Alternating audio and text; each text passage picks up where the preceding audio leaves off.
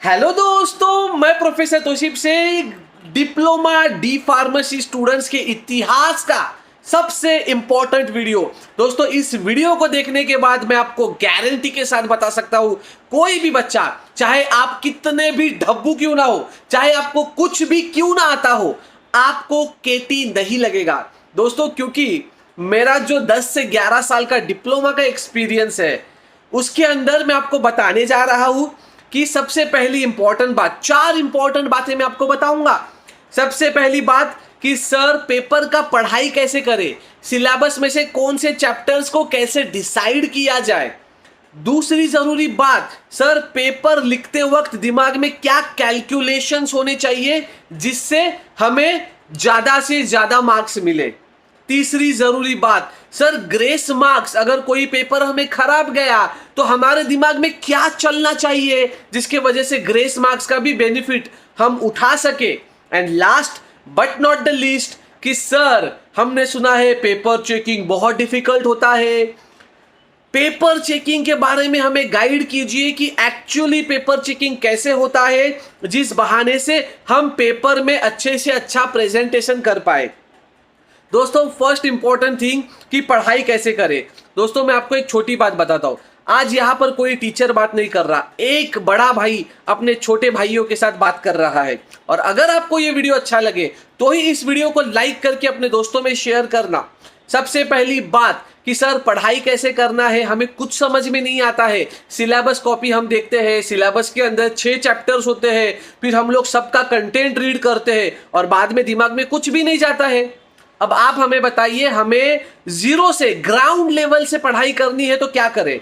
दोस्तों, अगर आपका एम है सिर्फ पास होना है, सिर्फ पास, देखो अगर आप टॉपर है तो ये वीडियो आपके लिए नहीं है, बट अगर आपको पास होना है या स्कोर करना है, थोड़ा बहुत अच्छा बहुत स्कोर करना है, तो दोस्तों ये वीडियो आपके लिए है। अगर आपके सिलेबस में मान के चलिए 6 टॉपिक्स है और आपको कुछ भी नहीं आ रहा, सबसे पहली बात बी पॉजिटिव। दोस्तों, दिमाग में ना यहां पर बहुत ठंडी, बोलते ना महेंद्र सिंह धोनी, कूल माइंडेड, एकदम ठंडा दिमाग रखो और खुद से बात करो, भाई मुझे कुछ नहीं आ रहा, अब मैं क्या करूं। अब आपको क्या करना है मैं आपको बताता हूं। कोई भी 4 चैप्टर डिसाइड करो। जी हाँ दोस्तों, कोई भी 4 चैप्टर, मुझे ये 4 चैप्टर करने हैं।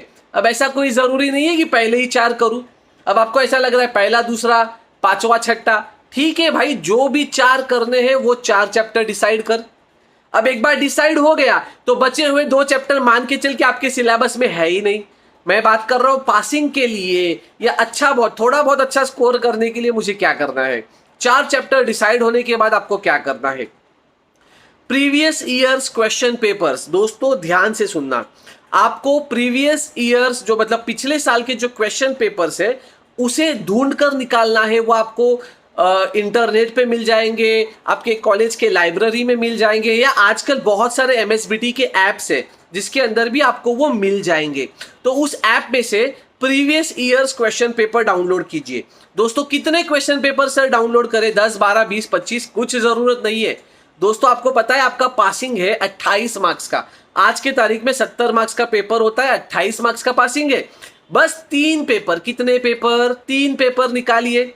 अब दोस्तों, आपने जो 4 चैप्टर डिसाइड किए हैं ना, ध्यान से सुनना मेरी बात, उस 4 चैप्टर्स को सबसे पहले रीड कीजिए। मैंने बोला रीड कीजिए, रट्टा मारो नहीं बोला।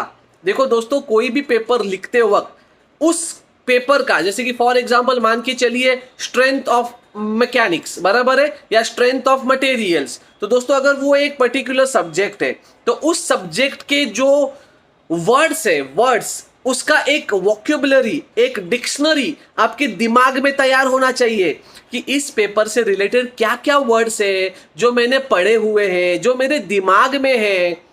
ओके, एक बार पढ़ लिया, पढ़ने के बाद आपको क्या करना है दोस्तों, जो भी 3 क्वेश्चन पेपर्स, मैंने बोला 3 क्वेश्चन पेपर्स, जो 3 क्वेश्चन पेपर्स आपने निकाले हैं, उन 3 क्वेश्चन पेपर में देखिए कि जो 4 चैप्टर्स आपको करने हैं उस 4 चैप्टर्स के क्वेश्चंस को टिक कीजिए।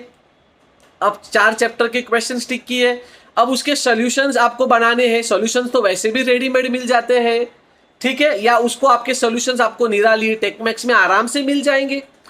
ओके, एक बार हो गया, 4 चैप्टर डिसाइड हो गए। 4 चैप्टर के 3 क्वेश्चन पेपर में कितने सम्स आए हैं वो डिसाइड हो गए। थियरी कितनी आई है वो डिसाइड हो गया, उसको निकाल लीजिए। अब उसको पढ़ना चालू कीजिए। 4 चैप्टर्स के जितने भी क्वेश्चंस है उसको पढ़ना चालू कीजिए, उसको रट्टा मारिए, उसको बार बार पढ़िए। अब दोस्तों, पढ़ते वक्त दिमाग में क्या रखना है मैं आपको बताता हूं। पढ़ते वक्त आपको दिमाग में रखना है कि सबसे पहला टारगेट, मान के चलिए कि आपने 4 चैप्टर्स डिसाइड किए। 4 चैप्टर्स के टोटल 50 क्वेश्चंस है। अब 50 क्वेश्चंस में 30 क्वेश्चंस ऐसे हैं जिसमें डायग्राम है, डायग्राम।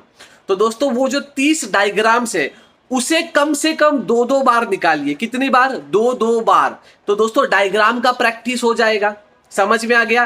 तो डायग्राम का प्रैक्टिस आपका हो गया। अब दोस्तों, जो 50 क्वेश्चन है वो आपके हो गए।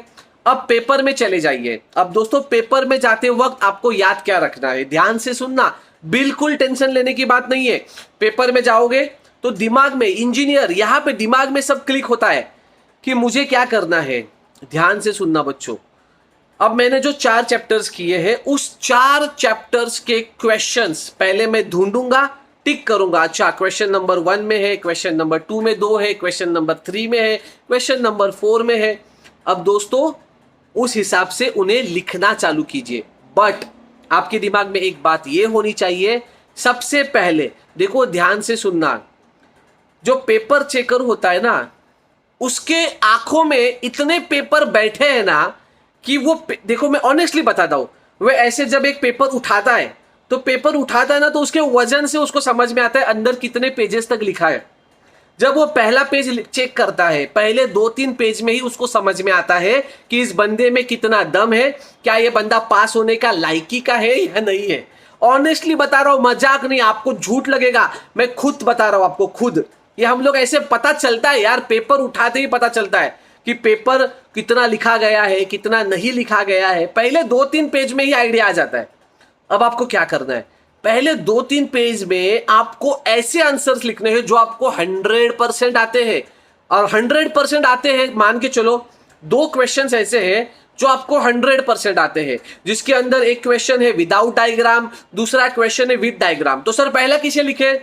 मैं आपको वापस बताता हूं, जिस क्वेश्चन में डायग्राम है, जिस आंसर्स में डायग्राम है, उस आंसर्स को पहले लिखो। मतलब डायग्राम निकालो, कड़क टकाटक डायग्राम निकालो। एग्जामिनर खुश, पेपर चेकर खुश, अरे वाह बच्चे को डायग्राम आता है। अब डायग्राम निकाल के उसको लिखो। मतलब क्या हो गया, पहले 4-5 पेजेस आप ऐसे लिखो जिसमें डायग्राम है। उसके बाद वो क्वेश्चंस अटेम्प्ट करो। मान के चलो सर, चलो डायग्राम वाले तो मेरे हो गए, अब सर जो थ्योरी है जिसमें डायग्राम नहीं है, अब उसे लिखे या जो न्यूमेरिकल है उसे लिखे। अगर आपको न्यूमेरिकल आते हैं तो दोस्तों पहले न्यूमेरिकल को लिखो। जी हाँ दोस्तों, मतलब डायग्राम वाले हो गए, उसके बाद न्यूमेरिकल्स को अटेम्प्ट करो।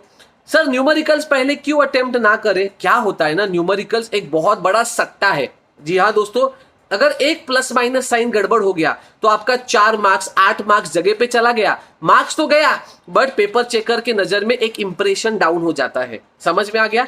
तो इसलिए सबसे पहले डायग्राम वाले क्वेश्चंस, उसके बाद न्यूमेरिकल वाले क्वेश्चंस। अब उसके बाद सर अब मुझे ना थियरी बहुत अच्छे से आता है। यस भाई, अब थियरी को अटेम्प्ट कर। अब दोस्तों हुआ क्या, मैं आपको बताता हूं। पेपर आपका अटेम्प्ट हुआ 50 मार्क्स, आपको 50 मार्क्स का ही आ रहा था। अब सर बचे हुए 20 मार्क्स के बारे में क्या करूं, क्या करूं? भाई लिख, किधर से लिखूं? कुछ भी नहीं आता है। Everything is fair in love and war. दोस्तों, जिस पेज पे कुछ भी नहीं लिखा है वहां पर मार्क्स कोई नहीं दे सकता, बट अगर आपने थोड़ा बहुत भी लिखा है तो आपको एटलीस्ट आधा मार्क्स या 1 मार्क्स मिलने की गुंजाइश होती है। कुछ नहीं आ रहा है भाई, मैं बोलता हूं ऑनेस्टली, मैं बोलता हूं जितने पीछे क्वेश्चंस लिखे हैं ना, सबके 2-2 लाइन भी लिखकर आ गया ना तो भी आधा 1 पेज भर के आ जाओगे। मैं क्या बोलता हूं, सर ये तो गलत है, ऐसा तो नहीं लिखना चाहिए कि पीछे वाले आंसर्स वापस लिखकर आ गए। अरे भाई लिख, किसने मना किया है? ऐसे भी तू ब्लैंक छोड़ के जाएगा, पैसा भरा है पेपर चेकिंग का, तो लिख।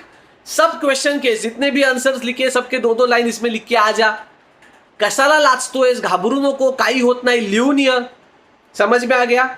तो दोस्तों इसका मतलब क्या, 70 मार्क्स का पेपर भरकर आ गए। पहले डायग्राम वाले क्वेश्चन, डायग्राम वाले आंसर जिसमें डायग्राम है, फिर न्यूमेरिकल्स, उसके बाद थियरी जो आपको आता है, फिर कुछ नहीं आता है उसको अच्छे से लिखो। अब सर मान के चलो कि सर मेरा एक आधा पेपर बहुत बुरा गया है। अब मेरा पेपर अगर बुरा गया है तो मुझे ग्रेस मार्क्स मिलेगा क्या? देख, अगर तुझे पहला ही पेपर बुरा गया है तो तुझे बचे हुए 4 पेपर्स का बहुत अच्छे से पढ़ाई करना पड़ेगा। मतलब बचे हुए 4 पेपर्स में तुझे कैसे भी करके 28 से ज़्यादा मार्क्स लाने पड़ेंगे। इसलिए तुझे कम से कम वो 4 टॉपिक्स बहुत अच्छे से प्रिपेयर करने पड़ेंगे। दिमाग में कैलकुलेशन रख, अरे यार मेरा पहला पेपर खराब गया, मेरा आगे का पेपर देने का मूड नहीं हो रहा है। भाई उल्टा ऐसा सोच, अगर मेरे 4 पेपर बचे हुए अच्छे गए तो पहले पेपर में मुझे ग्रेस मार्क्स मिलके मैं पास हो जाऊंगा। तो दोस्तों ये होती है पॉजिटिव सोच। अब सर पेपर चेकिंग के बारे में बताइए, पेपर चेकिंग कैसा होता है? दोस्तों मैं आपको ऑनेस्टली बताता हूँ, मैंने खुद क्वेश्चन पेपर सेट करने से लेकर आंसर पेपर चेक करने तक, मॉडरेट करने तक के काम किए हैं।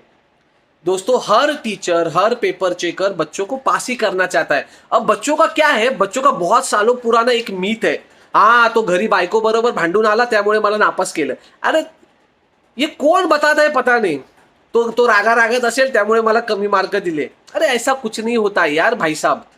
पेपर चेकर सबके साथ इक्वली जस्टिफाई करते हैं। आपके पेपर लिखने के प्रेजेंटेशन पे ही सब समझ में आता है। अगर आप किसी डेरिवेशंस को लिखते हैं, अगर आपने उसे हाईलाइट किया है तो इंप्रेशन बनता है यार। First impression is last impression. इसलिए मैंने क्या बोला, पहले 4-5 पेज इतने क्वालिटी लिखो ना कि भले आगे फिर कुछ भी लिखो, उसका हाथ है ना पेपर चेकर का, वो लूज होता है, लूज। हाँ अच्छा लिखा है, अच्छा लिखा है, अच्छा लिखा है। बाद में बुरा भी लिखा है ना तो जहां पर 2 देने वाला है वहां पर वो 3 दे के आ जाता है। इधर से खेलो, साइकोलॉजिकली सोचो। तो दोस्तों पेपर चेकर कभी गलत काम नहीं करते हैं, आप टेंशन मत लो। वो चाहते हैं कि सारे बच्चे निकल जाए, पास हो जाए।